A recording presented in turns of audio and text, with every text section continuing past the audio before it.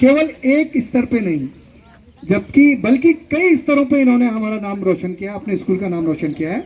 इन्होंने इससे पहले जो एमएमएस होती है, मेरिट कम national national merit come means scholarship, तो उसमें भी इन्होंने स्टेट लेवल पे तृतीय स्थान प्राप्त किया था, पूरे स्टेट के टॉपर रहे थे। और उसके बाद नॉर्थ रीजन की क्विज प्रतियोगिता जो कि बैंक की रिजर्व बैंक की ओर से आयोजित कराई गई थी, उसमें भी इन्होंने हमारे स्टेट को रिप्रेजेंट किया था और वहाँ भी इन्होंने थर्ड पोजीशन प्राप्त की थी।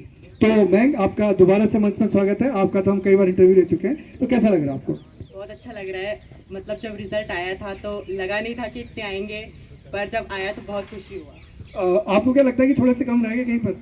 हाँ, थोड़े से कम रह गए। साइंस में थोड़ी गलती की थी, इसलिए वहाँ पे कट गए, क्योंकि मल्टीपल चॉइस में आपका अगर कोई सही होता है तो आपको वहीं पे नंबर मिलते हैं, इसलिए वहाँ पे कट गए। और थोड़े से नंबर जो थे, वो पेपर जो था वो थोड़ा लेंथी था, तो टाइम मैनेजमेंट थोड़ा अच्छे से नहीं हो पाया, इसलिए क्वेश्चन थोड़े रह गए। आपको क्या लगता है कि अब आप इंटर में आएंगे, तो इंटर में आप किन कमियों को दूर करेंगे जिससे कि आपका जो ये अचीवमेंट है और ज़्यादा हो?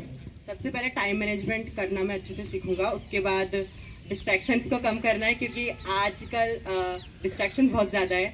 जैसे यूट्यूब है, उसको थोड़ा कम करना पड़ेगा, स्क्रीन टाइम को।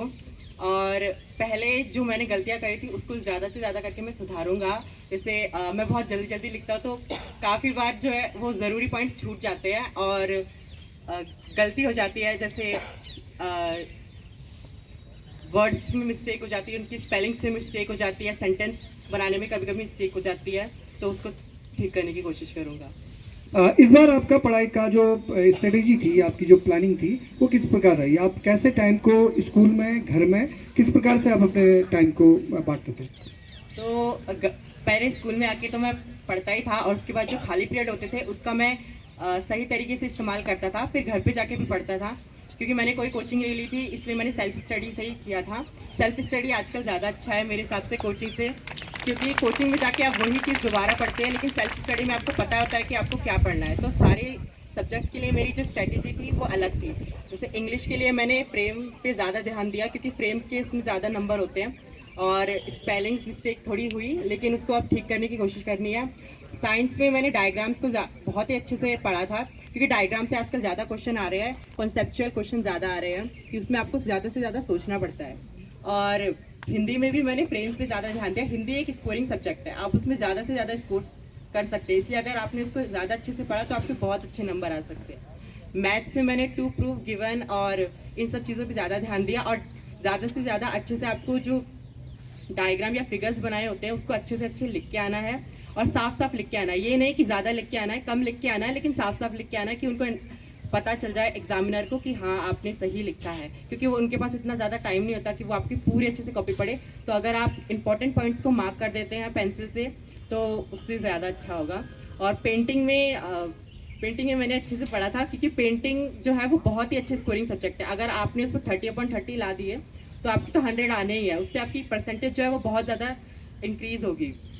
उसके बाद सोशल साइंस जो है वो थ्योरेटिकल सब्जेक्ट है, उसमें तो आपको पढ़ना ही पड़ेगा। अगर कोई 5 नंबर का क्वेश्चन है तो आप 6 पॉइंट्स लिख के आइए, 3 नंबर का है तो 4 पॉइंट्स लिख के आइए, 2 नंबर का है तो 3 पॉइंट्स लिख के आइए, ताकि अगर आपका कोई पॉइंट गलत भी होता है तो वहाँ से ठीक हो जाए। और मैप वर्क पे पूरे साल भर ध्यान देना, क्योंकि एक रात में तो याद नहीं होने वाला मैप, तो अच्छे से पॉइंट्स करके आने हैं, लोकेट करके आने हैं और अच्छे से लिख के आने हैं। Thank you. और मैं प्रिंसिपल सर का धन्यवाद करना चाहूँगा कि उन्होंने हमारे 9th और 10th की क्लास ठीक कर दी, क्योंकि उसमें बहुत गर्मी लगती थी। भले ही हमें मौका नहीं मिला कोई बात नहीं, लेकिन अब जूनियर को मौका मिल रहा था। एक चीज़ और, तो अब आपको इंटर में आप चले गए हैं, 11th में चले गए हैं, तो 11th में आप कौन से सब्जेक्ट, कौन सी स्ट्रीम लेंगे? मैं साइंस स्ट्रीम से बायोलॉजी लूँगा। क्या आपका भविष्य में, क्या आपका योजना है कि आप किस फील्ड में जाना चाहते हैं? मेडिकल फील्ड में जाना चाहता हूँ, मैं डॉक्टर बनना चाहता हूँ। तो वेरी गुड, बहुत अच्छी बात है। तो इसके अलावा इस नीट के लिए, नीट की एग्ज़ाम आपको, डॉक्टर आप बनेंगे तो नीट का एग्ज़ाम आपको क्वालिफाई करना पड़ेगा। तो कोई आपकी ऐसी प्लानिंग है कि आप किस प्रकार से अपनी स्टडी करेंगे? क्या आप कोचिंग लेंगे या इस ऐसी सेल्फ स्टडी से हो जाएगा? नहीं, मैं ऑनलाइन कोचिंग लूँगा। आजकल ऑनलाइन कोचिंग भी अच्छी है, अगर आप अपने डिस्ट्रैक्शंस को दूर करके रखते हैं तो ऑनलाइन कोचिंग से अच्छा कोई ऑप्शन ही नहीं है। थैंक यू बैंक, आपने बहुत अच्छा यहाँ पे प्रदर्शन किया और बच्चों को एक राह दिखाई, बच्चों को अपने स्ट्रेटेजी के बारे में बताया और आने वाले समय के बारे में आपने अपने भविष्य की योजनाओं को हमारे साथ साझा किया। हम आपको पूरे विद्यालय परिवार की ओर से बहुत बहुत शुभकामनाएं देते हैं और बहुत बधाई देते हैं और आशा करते हैं आप एक बहुत अच्छे डॉक्टर बन के आएंगे। Thank you.